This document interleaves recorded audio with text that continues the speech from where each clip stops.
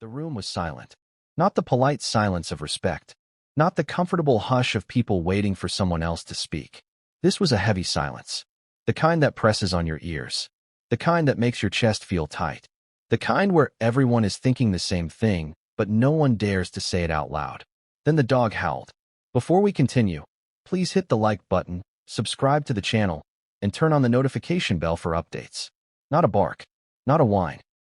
A long, echoing sound that cut straight through the chapel like a blade. People flinched. Someone gasped. A woman near the aisle dropped her program.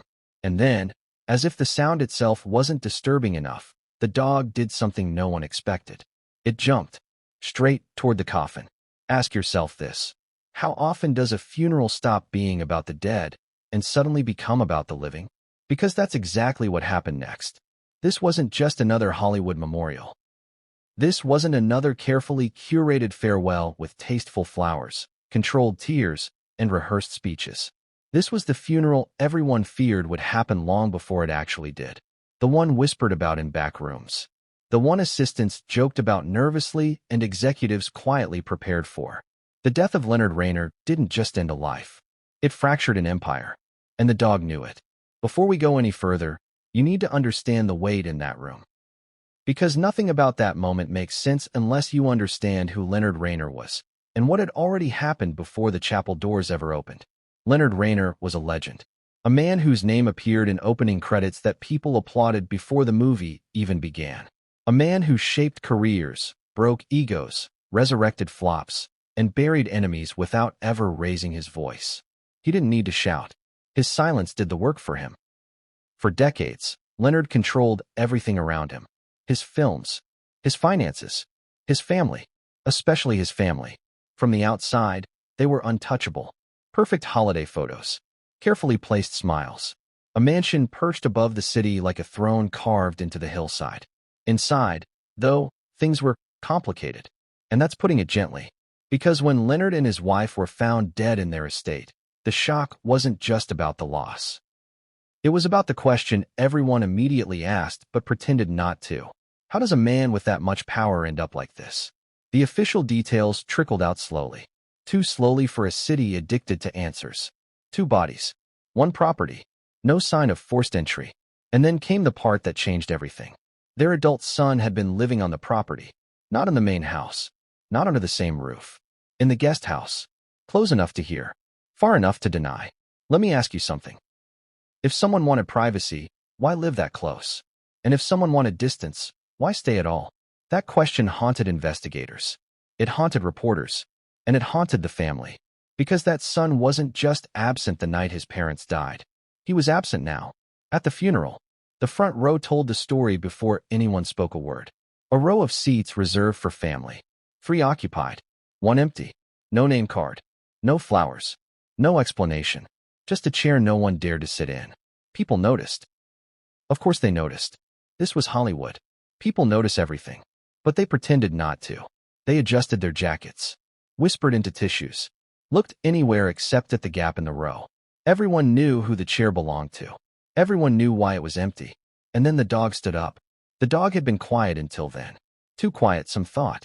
Lying near the coffin, head resting on its paws. Eyes alert but unreadable. A large, aging animal. Loyal. Trained. Used to commands. Until it wasn't. The eulogy had reached its softest point. That moment when the speaker pauses, voice trembling, waiting for the emotion to land. That's when the howl came. Long, low. Grief-soaked. It echoed against the chapel walls, bouncing off marble and memory alike. A sound so raw it didn't feel rehearsed or symbolic. It felt instinctive. People froze. Security shifted their weight but didn't move. The officiant stopped mid-sentence. And then the dog leapt toward the coffin, paws scraping wood, nails clicking sharply in the sudden chaos. Gasps rippled through the room. Someone cried out the dog's name. But the animal didn't respond. Instead, it turned. Slowly. Deliberately. And stared straight at the empty chair. Not scanning the room. Not reacting randomly. Fixated. Unmoving. Ask yourself this. Animals don't understand guilt. So why do humans see it in their eyes? That moment lasted only seconds. But it felt longer. Much longer. Because in that silence, everyone felt it. The unspoken thought, the shared dread, the question no one wanted answered. Was the dog reacting to grief or recognition? Some people will tell you animals sense death. Others say they react to energy, stress, fear. But here's the thing no one could ignore. That dog had lived on that property for years. It knew every footstep, every voice, every argument that echoed through those walls. It knew who belonged there and who didn't. And it was staring at a chair meant for someone who wasn't allowed to be there anymore. The rumors started instantly, quiet at first, then louder, faster, more detailed with every retelling. People said the dog had howled before, that it had been agitated the night of the deaths, that it refused to go near the guest house afterward. None of that was confirmed. Not officially. But when has that ever stopped a story from growing legs? What mattered was how the room reacted. The daughter lowered her head. The remaining family stiffened. The empty chair remained empty. No one addressed it. No one explained it. The service resumed, awkwardly, as if pretending forward motion could erase what had already happened. But something had changed. That funeral was no longer about mourning Leonard Reiner. It was about what came next. Because funerals don't just close chapters. Sometimes they open investigations. As people filed out of the chapel, whispers followed them. Not about Leonard's legacy. Not about his films. Not about his awards. About the chair. About the dog. About the son. And about the night that still didn't make sense. How two powerful people died without anyone hearing. How security missed everything. How a family so tightly controlled unraveled so completely. You might be thinking this is just another tragic story inflated by coincidence and emotion. And maybe part of it is. But here's the uncomfortable truth. Too many details didn't line up. Too many silences felt intentional. And too many people seemed relieved that one person wasn't in that room. Because the real story didn't begin with the howl. It began long before that. In a house built to impress the world and hide the fractures inside it. And the more you look at that family, the more you realize the funeral wasn't the end of the story. It was the warning. Because what came next would force everyone to confront a question they had spent years avoiding. And once you hear what happened inside that estate, you'll understand why the dog reacted the way it did. What kind of man builds a legacy so powerful that even his silence controls the room? That's the question people kept circling after the funeral. Quietly, carefully, as if saying it too loudly might wake something that was better left asleep. Because Leonard Reiner didn't just make movies. He made people. Careers were born the moment his name appeared next to yours in a credit roll. Others vanished just as quickly when it didn't. In Hollywood, power usually screams. Leonard's didn't need to. It settled in. It lingered. It waited. And that power followed him home. From the outside, the Reiner estate looked like a monument to success. High above the city, tucked into the Brentwood Hills, the house didn't announce itself with gates or spotlights. It didn't need to. Everyone who mattered already knew where it was. A long, winding driveway. Mature trees planted decades earlier. Security cameras placed with intention, not paranoia. The kind of place designed to feel private without ever feeling vulnerable. That illusion mattered to Leonard. Privacy was control. He liked knowing who came in, who left, who stayed too long. The main house was immaculate. Always staged, even when no one was watching. Clean lines, neutral tones, framed awards arranged just off-center enough to look casual, but not accidental. Everything had a place. Everyone did too, especially family. Leonard believed families worked best when they were structured like productions. Roles clearly defined. Authority unquestioned. Loyalty rewarded. That philosophy worked for decades. Until it didn't. The cracks didn't show at first. They never do. They hide behind success. Behind laughter at dinner parties. Behind photos where everyone is smiling at the same time. But if you knew where to look, you could see it. The guest house, for example. Most people saw it as a luxury. A private retreat for visitors. A quiet space for writers or friends who needed time away from the noise. Leonard saw it differently. It was a buffer. Close enough to monitor. Far enough to separate. That's where his son lived. Not because he wanted independence. Because Leonard insisted on boundaries. The son had grown up surrounded by influence, expectation, and pressure that never let up. Every success was measured against Leonard's shadow. Every failure felt public, even when it wasn't. People who knew the family whispered about tension, about arguments that started quietly and ended abruptly, about doors closing a little too hard, about voices dropping whenever someone entered the room. But nothing ever exploded. Leonard didn't allow explosions. He allowed silence. And silence can be more dangerous than shouting. Think about it. How many conflicts never resolve because no one is allowed to talk about them? How many resentments grow precisely because they're never acknowledged? Inside that house, everything looked calm. But calm doesn't mean peaceful. Sometimes it just means contained. The son wasn't the only one who felt it. Leonard's wife carried it too. She was warm in public, gracious, endlessly supportive. The kind of partner people admired from afar. Behind closed doors, she played a different role. Mediator, translator, shield. She smoothed conversations, softened Leonard's edges, took the emotional hits so others wouldn't have to. And that takes a toll. Especially when the person you're protecting everyone from is also the person you love. Over time, those dynamics hardened. Lines were drawn without being announced. Expectations were set without discussion. Love became conditional, wrapped tightly around performance and obedience. And the son struggled under that weight. He didn't fail loudly. He drifted, started projects that never quite landed, chased ideas that sounded promising but fizzled before anyone could commit. Every misstep felt amplified, not because the world was watching, but because Leonard was. Ask yourself this. How do you rebel against someone who never admits you're rebelling? Friends notice changes, irritability, distance, long stretches where he stayed in the guest house and avoided the main house entirely. Other times, he'd show up unannounced, trying to reconnect, only to leave frustrated. Nothing dramatic enough to make headlines, just enough to make everyone uneasy. The night everything happened, that tension was already there, lingering, unresolved, heavy, and yet, on paper, nothing was wrong. Security logs showed no forced entry. Neighbors reported nothing unusual. No alarms triggered. It was as if the house itself had decided to keep a secret. When investigators later walked through the property, they commented on how normal everything looked. Dishes in the sink, lights off in rooms that weren't in use.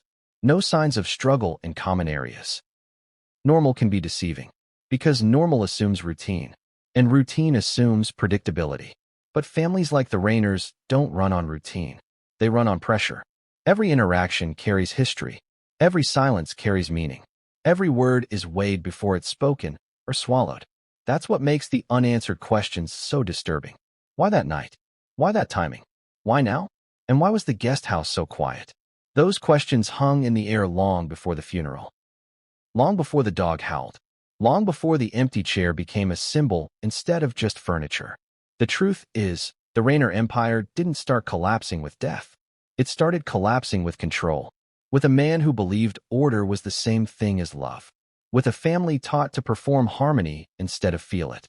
With a son caught between wanting approval and wanting out. And when control finally slipped, it didn't shatter loudly. It vanished. The kind of disappearance that makes people nervous. The kind that leaves too much room for interpretation. Because the scariest part isn't what people know. It's what they suspect but can't prove. And once investigators started looking closer at the estate, the timeline, and the relationships inside that house, one thing became clear. The funeral wasn't the first time that family had sat in silence. It was just the first time the silence screamed back. And the deeper they dug into the days leading up to that night, the more they realized something crucial had been missed. Something small, something easy to overlook, something that would change how everyone understood what really happened inside that house. But that realization wouldn't come until they examined the estate itself, room by room, door by door, boundary by boundary. And once they did, the story took a turn no one was prepared for. What if the place everyone thought was safest was actually the most revealing? Because once investigators stopped looking at the Reiner estate as a symbol of success and started looking at it as a crime scene, the story began to shift. Quietly at first, then all at once. On paper, the property was flawless. Secluded, elevated, protected. A long private drive that curved just enough to hide the house from the road. Landscaping dense enough to block sight lines, but manicured enough to look intentional. Cameras positioned at every logical access point. Motion sensors calibrated to avoid false alarms from wildlife. It was the kind of home security consultants love to showcase. Which made one question impossible to ignore. How did anything go wrong here? Investigators walked the property slowly, methodically. They didn't rush. They didn't talk much either. They listened to the gravel beneath their shoes, to the wind through the trees, to the silence that felt heavier the closer they got to the main house. Because silence, in a place like this, is information.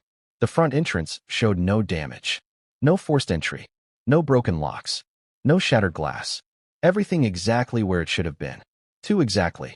Inside, the house looked lived in, not staged for guests, not abandoned, just paused, like someone had pressed a button and frozen time. A half-read book on a side table, a glass in the sink. Lights off in rooms no one had used that night. Normal. But normal doesn't explain what happened. The bedrooms were upstairs. The master suite positioned away from the rest of the house, designed for privacy. Thick walls, sound-dampening materials, a feature Leonard insisted on during renovations years earlier. He valued quiet.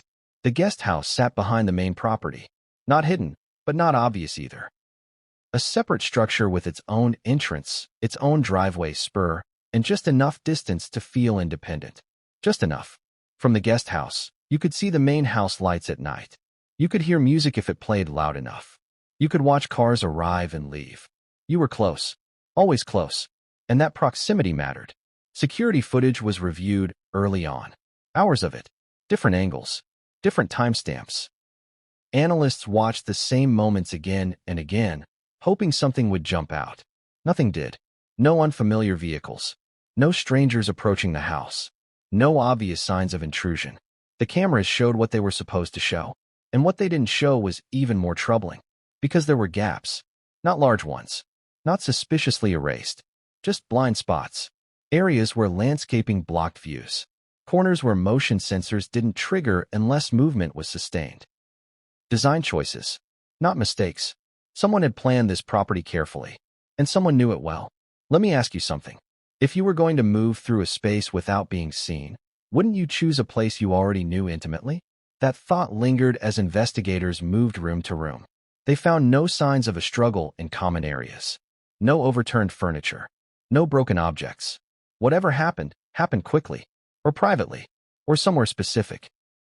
The master bedroom was different. There were signs of disruption there. Not chaos, but interruption. A bedside lamp knocked over. Sheets disturbed. The kind of scene that suggests surprise rather than prolonged conflict. It wasn't loud. It wasn't dramatic. It was abrupt. Which raised another question. Why didn't anyone hear anything? The walls provided an answer. Thick insulation. Distance from neighboring rooms. The architecture itself absorbed sound.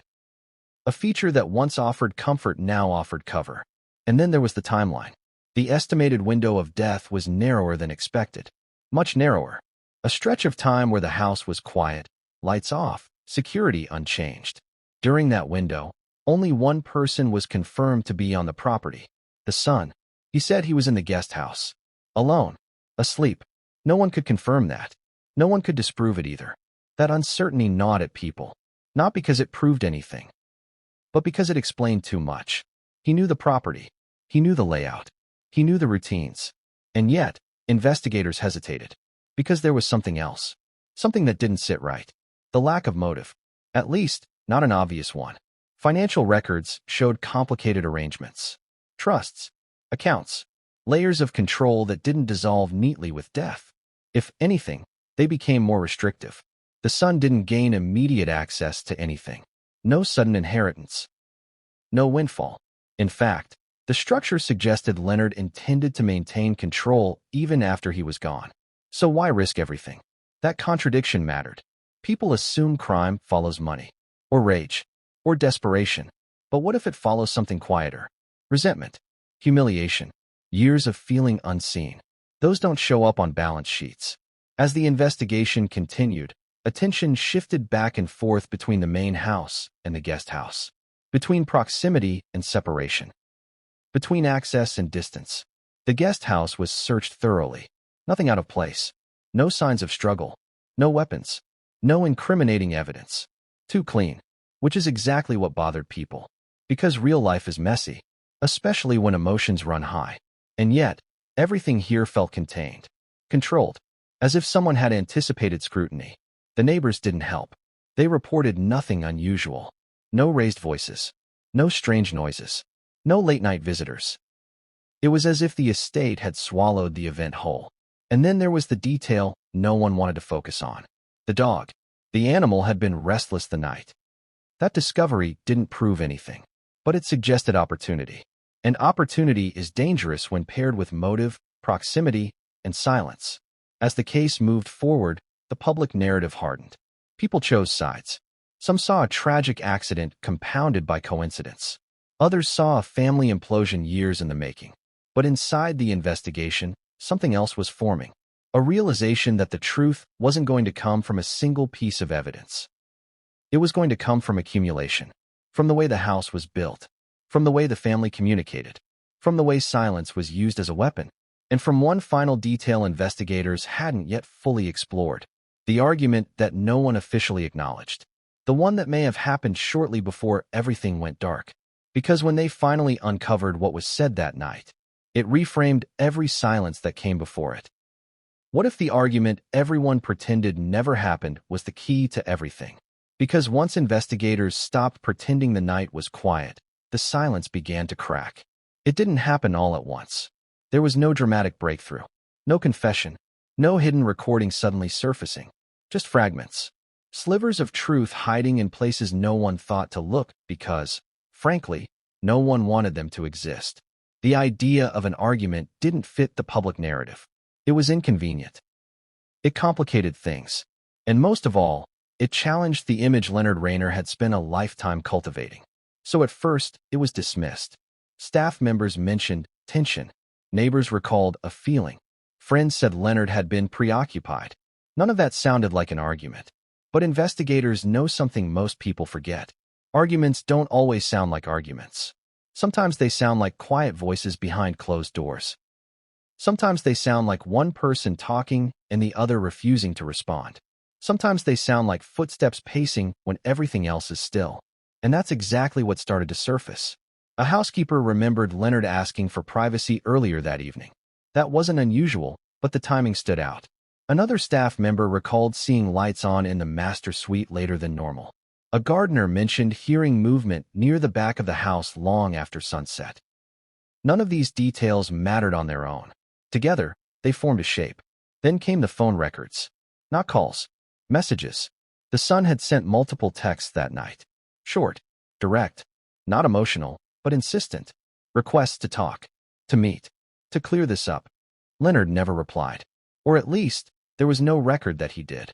But here's the thing people forget about silence. Silence is also a response. And for someone raised under Leonard's authority, silence wasn't neutral. It was rejection. It was dismissal. It was control. Investigators started to suspect that the meeting did happen, just not on paper.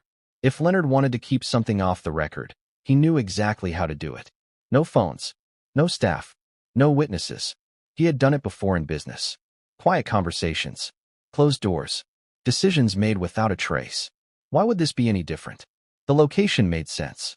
The master suite, soundproofed, isolated, private.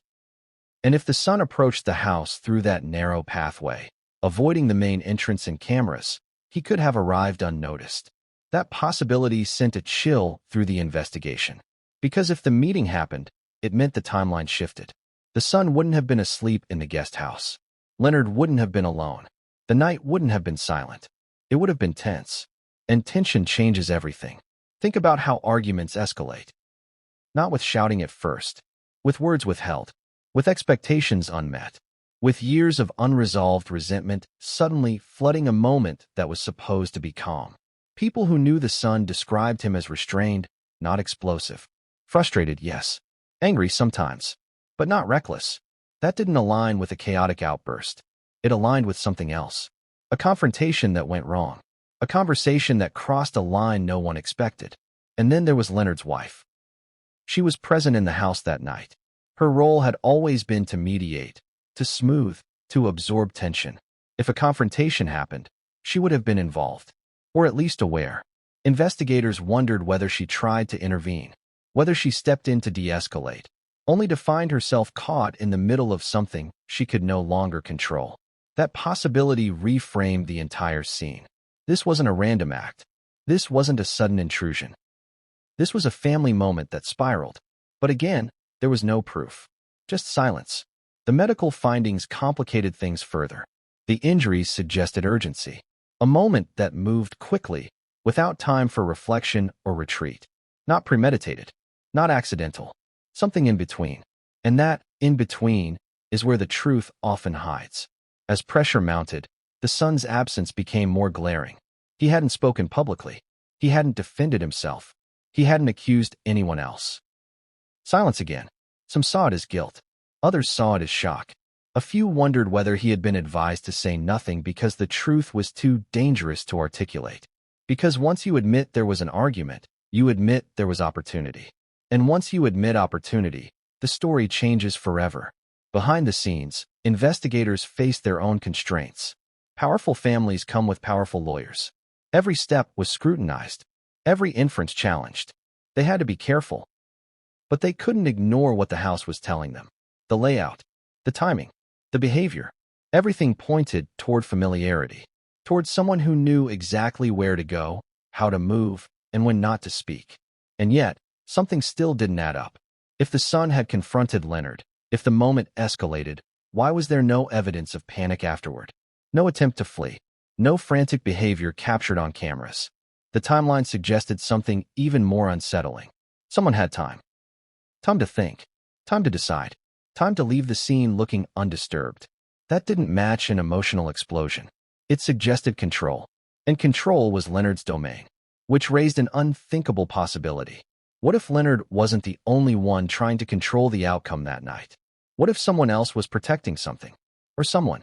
That question lingered as investigators revisited the actions taken after the deaths were discovered. Who called whom? Who arrived first? Who shaped the initial narrative? The daughter's call to authorities had been immediate, clear, direct.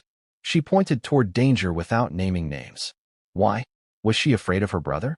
Or was she afraid of something else coming out? Her words were careful, almost practiced. And then there was the lawyer. Before the sun rose the next morning, legal representation was already involved. Statements prepared. Boundaries set. That speed suggested anticipation. As if the family knew something would happen eventually. As if they had been bracing for impact. The deeper investigators went, the more the story fractured. Every answer created two more questions. Every theory exposed a contradiction. And looming over all of it was the realization that the truth might not be singular. That multiple people could share responsibility in different ways. That silence could be both weapon and shield. That the argument everyone denied might have been the moment the family lost control. But there was still one missing piece. Something no one wanted to talk about. Something that didn't involve the son at all.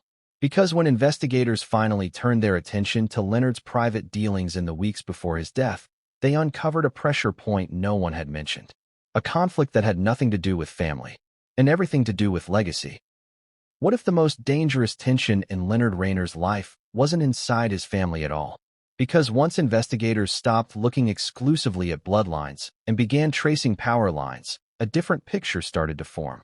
One that had nothing to do with fatherhood or rebellion, and everything to do with control, money, and a legacy Leonard had been quietly trying to lock down before it slipped out of his hands. The truth is, Leonard had been under pressure long before that night. Not public pressure, not scandal, not anything that would show up in headlines. This was private pressure, the kind that doesn't shout, the kind that sits patiently in boardrooms, emails, and legal documents, the kind that waits for the right moment to tighten. In the months leading up to his death, Leonard had been making changes, subtle ones, easy to miss unless you were looking closely. Contracts revised, trust structures adjusted. Long-standing arrangements quietly renegotiated. People around him noticed he was distracted, more guarded, less willing to delegate. He started attending meetings he'd avoided for years. Meetings that had nothing to do with films and everything to do with ownership. Legacy planning. That phrase came up again and again in conversations after the fact. Leonard didn't trust time. He didn't trust people either. And as he got older, that mistrust sharpened. He had seen too many empires crumble the moment the founder stepped aside. He had watched protégés turn into rivals, partners become adversaries, friends disappear when the money dried up.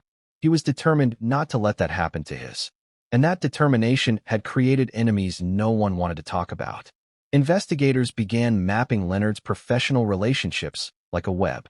Who benefited from his continued control? Who stood to gain from his absence? Who had been pushing for changes he refused to make? There were disputes. Not lawsuits, yet, but disagreements. Negotiations that stalled. Conversations that ended without resolution. And one name kept resurfacing. Not a family member. Not a stranger. A longtime associate. Someone Leonard trusted enough to keep close, but never close enough to fully empower. That dynamic was familiar. Leonard didn't like equals. He liked subordinates who felt indispensable but remained dependent.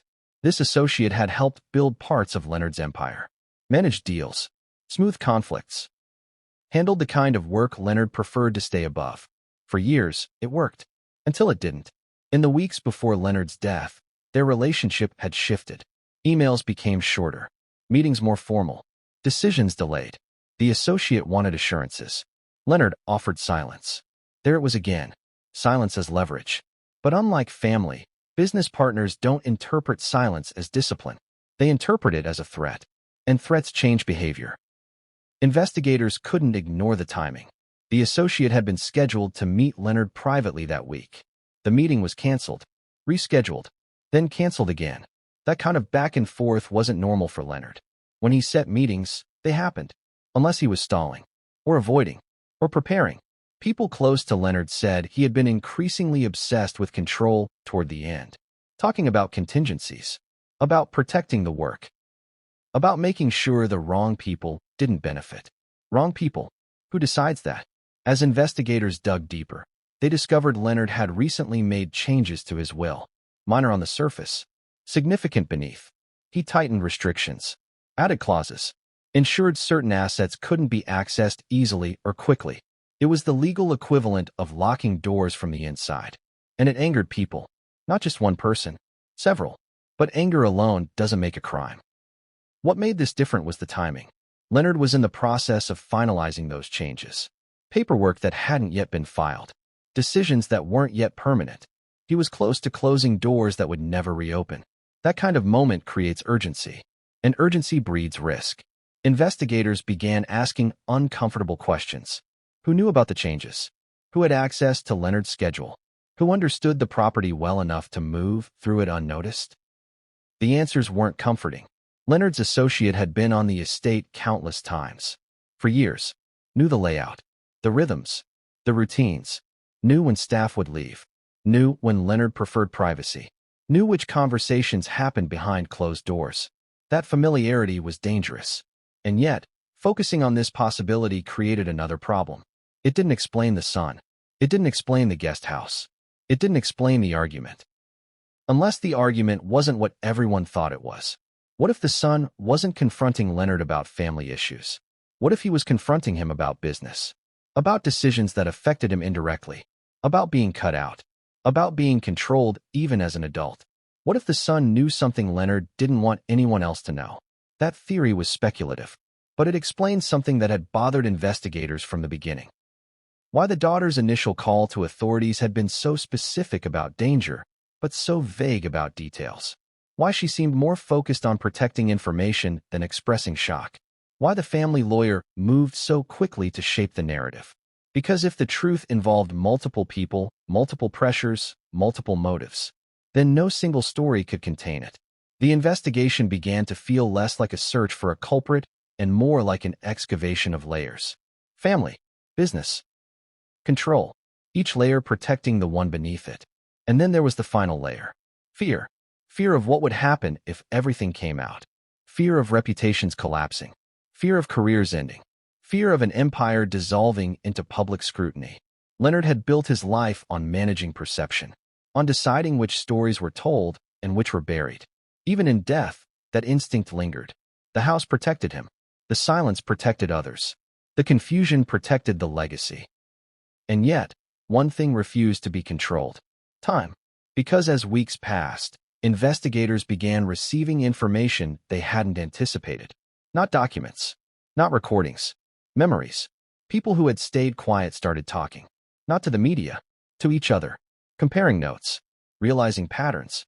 Someone mentioned a heated conversation weeks earlier. Another recalled Leonard expressing distrust towards someone he had once relied on. A third remembered a warning Leonard had made in passing, brushed off as paranoia at the time. Those memories didn't point cleanly in one direction. They pointed everywhere, which made the case more volatile, not less. Because when responsibility becomes shared, accountability becomes elusive. And that's when investigators realized the truth might never be singular. That what happened that night could have been the result of pressure converging from multiple directions at once. Family tension colliding with business conflict. Control colliding with resistance. Silence colliding with desperation. A perfect storm inside a house designed to keep storms out. But one final question remained. Why that night? Why not earlier? Why not later? The answer, it turned out, was devastatingly simple. Because Leonard had been planning to make his final move. A move that would permanently shift power. A move that someone could not afford to let happen. And when investigators finally uncovered what that move was, they understood why everything unraveled exactly when it did. What if Leonard Reiner's final move wasn't about money at all? Because when investigators finally pieced together what he had been preparing to do, the motive stopped looking financial and started looking personal. This is the part of the story that made seasoned investigators uneasy, not because it was sensational, but because it was quiet, deliberate, and devastating in its implications. Leonard had been planning a purge, not publicly, not loudly, but methodically. In the final months of his life, he had begun documenting something he had avoided for decades: grievances, patterns, betrayals, small incidents that, taken alone, seemed insignificant, but together told a story of erosion. People close to him later described Leonard as taking inventory, not of assets, but of loyalty, who stood by him, who benefited quietly, who smiled in meetings and undermined him elsewhere. That process had started internally, within his companies. Executives noticed their access narrowing, decisions rerouted, authority rescinded without explanation. But what no one realized at the time was that Leonard had extended this audit to his personal life, including his family. He had begun revising not just legal documents, but narratives. Who would be remembered as what? Who would be credited? Who would be erased? Legacy isn't just about money. It's about memory. And Leonard wanted to control his. In the weeks before his death, he had asked for private meetings, one-on-one conversations, no assistants, no phones, no notes. People left those meetings unsettled. Leonard didn't accuse. He questioned. He asked people to explain decisions from years ago, to clarify conversations long forgotten. He listened more than he spoke. And listening, for Leonard, was dangerous, because it meant he was deciding. One person recalled Leonard saying something chilling, almost casually. Some people don't realize how close they are to being written out. At the time, it sounded like bitterness, or age, or paranoia. Now, it sounded like a warning. Investigators eventually uncovered a draft document. Not filed, not finalized, but saved. It wasn't a will. It was a statement. A personal account Leonard had been preparing, one that detailed his version of events across decades. Conflicts, power struggles, decisions he felt forced into, people he believed had manipulated him or taken advantage of his trust. It named names. Not all of them, but enough. And crucially, it implicated more than one person close to him. This wasn't something meant for the public. It wasn't a memoir. It was closer to a reckoning, a way of fixing the story before it could be rewritten by others. And that's where the timing suddenly made sense. Leonard wasn't just aging. He wasn't just planning for death. He was planning to expose. The realization reframed everything. The tension at home, the changes in his behavior, the sudden urgency. If Leonard intended to confront people with this document, or use it as leverage, he was playing a dangerous game. Because exposure threatens more than wealth. It threatens reputation. And reputation is currency in Leonard's world. Investigators began asking who knew about the document. The answer was uncomfortable. More people than Leonard probably realized. He had confided in his wife. Not fully, but enough for her to worry. She had tried to calm him, to urge discretion, to suggest letting go. He refused. He had mentioned it obliquely to his son during one of their strained conversations. Not as a threat, but as a declaration. I'm not letting them rewrite me.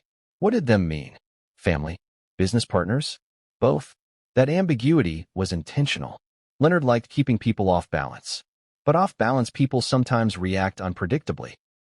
The night of the deaths, investigators now believed, wasn't about a single confrontation. It was about convergence. Multiple pressures colliding around a man who believed Leonard believed he held the final say in how everyone would be remembered, and he was preparing to use it. The document investigators later found, the draft statement, aligned perfectly with this conversation. It wasn't just a personal reckoning. It was leverage, and leverage changes dynamics fast. Once this testimony entered the investigation, the focus sharpened. This wasn't about one person snapping. This wasn't about a single argument gone wrong. This was about a ticking clock. Leonard was moving toward an action that would permanently alter relationships, reputations, power structures, and someone knew it. The question was who? Investigators revisited everyone who had access to Leonard during those final weeks, who met with him privately, who had reason to fear exposure. They found more unease. People described Leonard as intense, focused, unusually direct. Some said he had asked pointed questions about loyalty, about decisions made years earlier. One person recalled Leonard saying, "People think I won't rock the boat this late in the game." Another remembered him smiling and saying, "That's when you have the most leverage." That wasn't a man preparing to fade quietly. That was a man preparing to act. The night of the deaths now took on a different shape. Not a spontaneous eruption, a collision. Multiple people possibly aware that Leonard was close to pulling something into the light. A confrontation that could expose long-buried truths. And in that context, fear becomes a powerful motivator. Fear of disgrace, fear of consequences, fear of losing everything built on carefully managed silence. The son's role remained complex. Investigators didn't see him as the architect of a larger plan, but they couldn't ignore his proximity. If Leonard had hinted at exposure to him, directly or indirectly, the son may have been caught between worlds. Family loyalty, self-preservation. Years of resentment colliding with sudden urgency. That kind of emotional crossfire is dangerous. But it still didn't explain everything. Because the witness's account contained one final detail investigators couldn't shake. Leonard had said he planned to speak soon. Not publish. Not leak. Speak. To someone. Or multiple people. He had been weighing how to do it.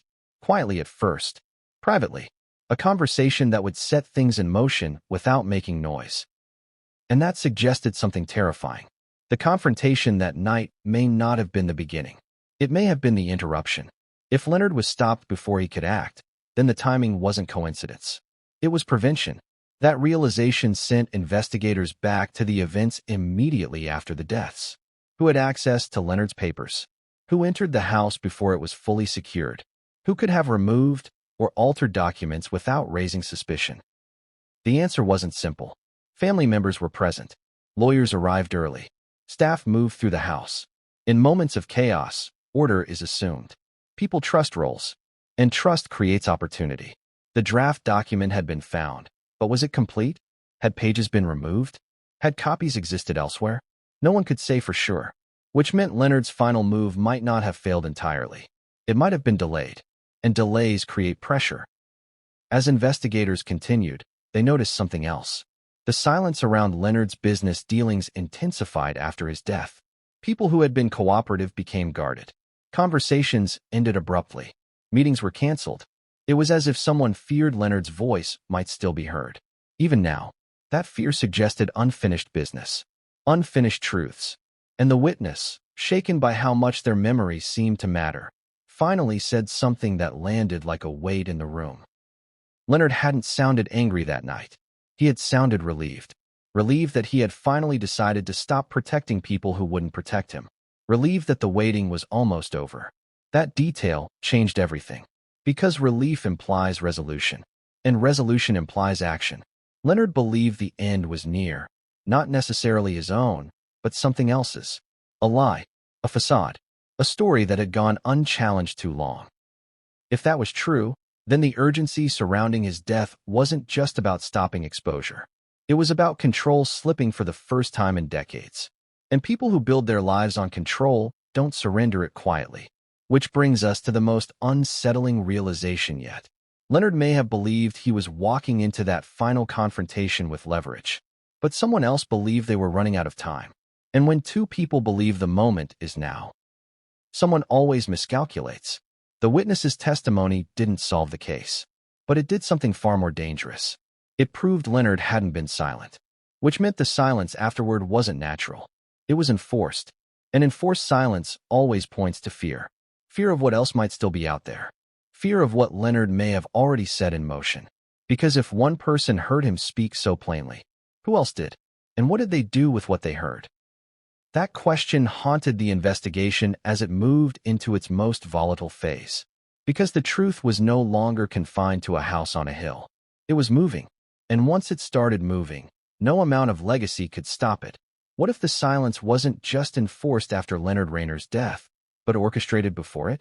Because once investigators accepted that Leonard had been speaking, quietly, deliberately, and to more than one person, the focus shifted again. Not toward who acted in the moment, but toward who prepared for the aftermath. That distinction matters. Crimes driven by emotion leave chaos behind. Crimes driven by fear leave plans. And suddenly, the days after Leonard's death looked less like confusion and more like choreography. Think back to the morning everything became public. Before dawn, the estate was already busy. Not frantic, not panicked, busy with purpose. Phones rang. Cars arrived. Doors opened for the right people. By the time the sun came up, lawyers were present. Statements were drafted. Boundaries were established. That speed wasn't normal. Grief slows people down. Shock paralyzes. Confusion creates mistakes. This did none of those things. Instead, the response was precise. Investigators began retracing those first hours with fresh eyes. Who was contacted first? Who arrived without being called? Who took control of which spaces? One detail stood out immediately. Certain rooms were accessed before investigators had finished securing the house. Not the obvious ones. Not the master suite. Private offices. Storage rooms. File cabinets. Places where documents live. When asked later, the explanation was simple. Legal matters. Estate preparation. Protecting sensitive materials. All reasonable. All convenient. And all happening before anyone fully understood what had occurred. Let me ask you something. If you believed someone had been planning to expose secrets, wouldn't your first instinct be to locate what they left behind? Investigators found no sign of overt tampering. Nothing broken. Nothing ransacked. Just order. Too much order. Files neatly stacked. Drawers closed. Desks cleared of personal papers. Leonard was meticulous, but he wasn't minimalist. He liked reminders. Notes. Margins filled with thoughts.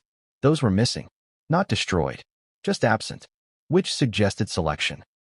Someone knew what mattered. And someone knew what didn't. The lawyers maintained they were acting out of caution. Protecting Leonard's legacy. Preventing misinterpretation. But misinterpretation of what? That question lingered as investigators examined Leonard's digital footprint. Emails had been archived. Accounts secured. Devices locked. Again, normal steps. But the timing raised eyebrows. These actions happened before any public announcement. Before any official confirmation. As if someone anticipated scrutiny. As if someone had been waiting.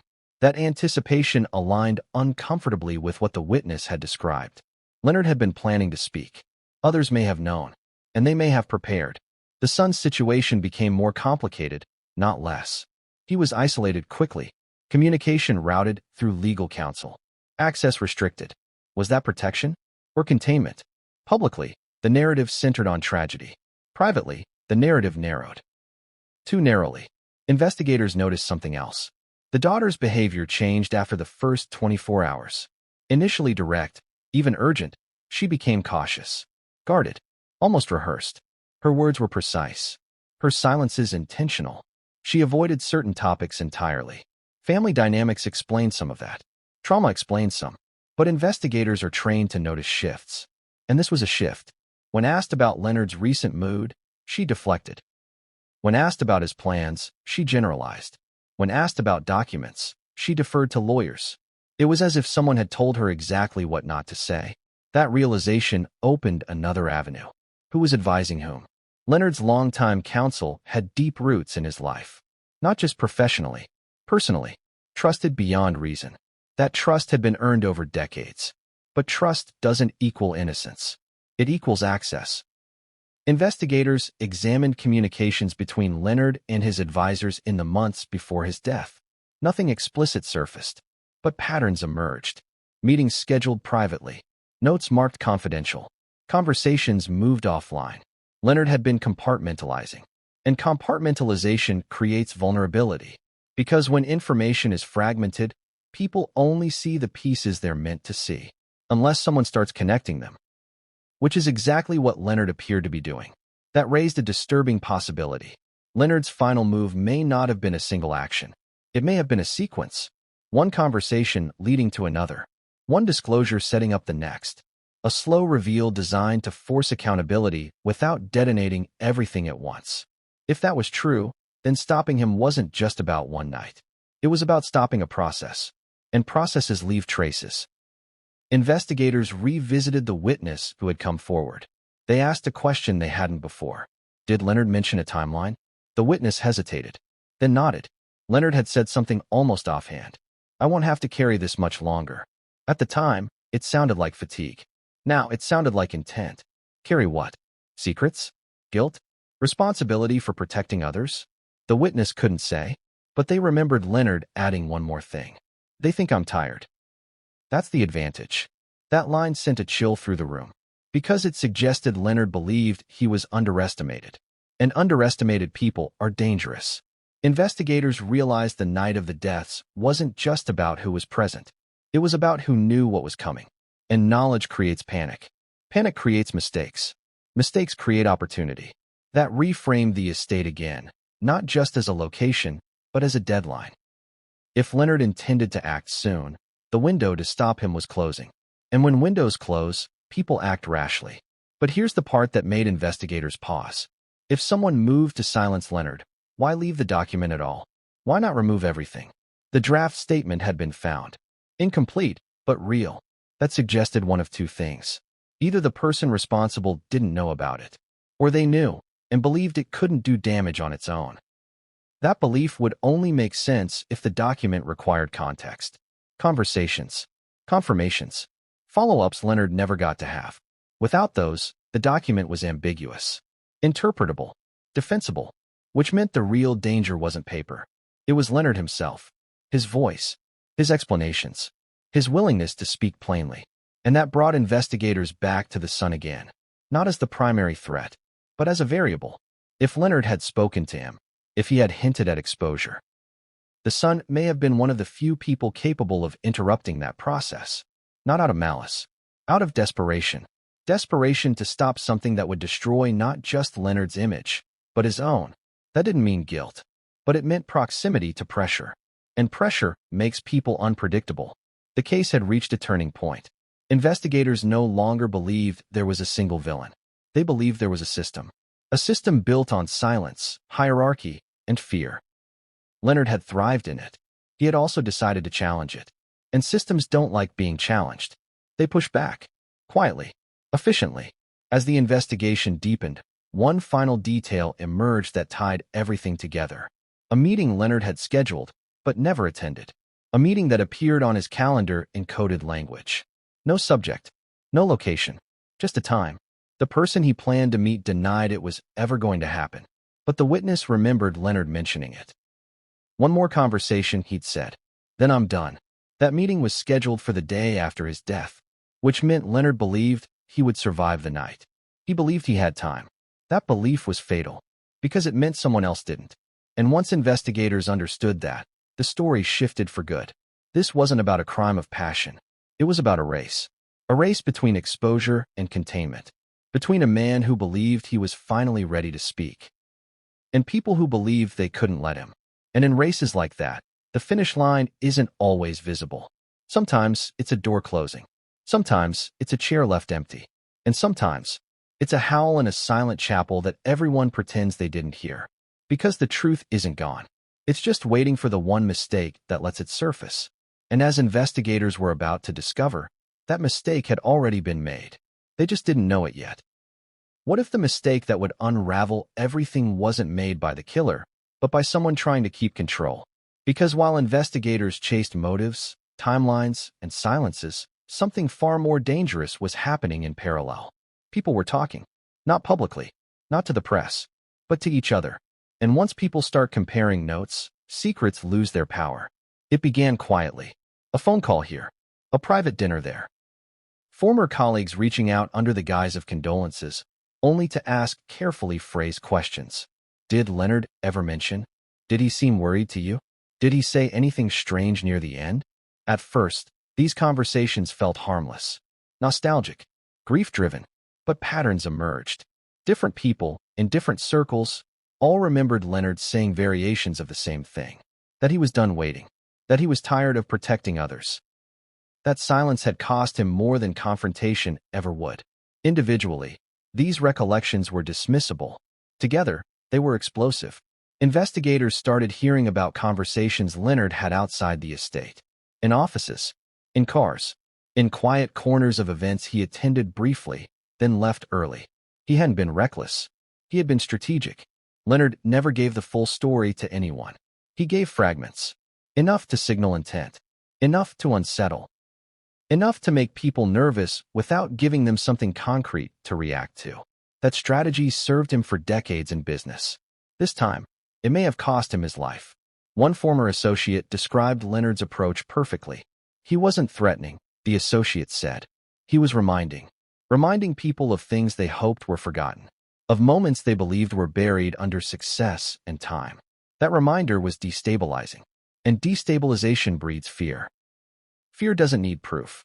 It just needs possibility. That's when the first real mistake surfaced. Someone panicked. Not publicly, not obviously, but subtly. Investigators noticed a shift in behavior from one of Leonard's longtime advisors. Someone who had maintained composure throughout the early days. Someone whose statements had been polished, careful, consistent. Suddenly, they weren't. Their timelines slipped. Minor discrepancies. Nothing dramatic. Just enough to suggest strain. A meeting time slightly off. A detail misremembered. A name avoided. These weren't lies. They were fractures. Pressure cracks people in predictable ways. And the pressure was mounting. Because the witness wasn't the only one Leonard had spoken to. Investigators identified at least 3 others who had received similar comments. Each believed they were the only one. Each felt special. Trusted. Leonard had engineered that. He understood something deeply. People protect secrets they believe they uniquely possess. But when they realize they're not unique, they start protecting themselves instead. That realization spread like electricity. People who had once been aligned began distancing themselves, canceling meetings, refusing to speak without lawyers present. That reaction wasn't about grief. It was about exposure. Investigators noticed something else too. Leonard's digital backups. While his main devices had been secured quickly, there were gaps. Older systems. Cloud accounts that hadn't been updated in years. Leonard wasn't tech-obsessed. He preferred paper, conversations, memory. But someone else wasn't. A younger colleague had helped him digitize archives years earlier. Scanned documents. Transferred files. Those backups hadn't been fully reviewed. And when they were, investigators found something chilling. Not documents. Audio notes. Leonard had recorded himself occasionally. Not for publication. Not for production. For himself. Short reflections. Thoughts spoken aloud. Sometimes rambling. Sometimes precise. Most were mundane. But a few weren't. In one recording, Leonard spoke about regret. About trusting people who confused loyalty with convenience. In another, he talked about timing. About how the truth only matters when people are forced to hear it. And then there was one recording that made investigators stop breathing. Leonard said, calmly, "If I don't do this now, it won't matter later." He didn't explain what this was, but the intent was unmistakable. He believed there was a narrow window, and windows close. Investigators couldn't determine when that recording was made. The timestamp was corrupted, possibly intentionally, possibly by accident, but the tone suggested urgency. This wasn't philosophical musing. It was preparation. That discovery changed the stakes. Leonard hadn't just been planning to speak. He had been documenting, and documentation doesn't disappear quietly, which meant someone else had made another mistake. They assumed Leonard's leverage was singular. It wasn't.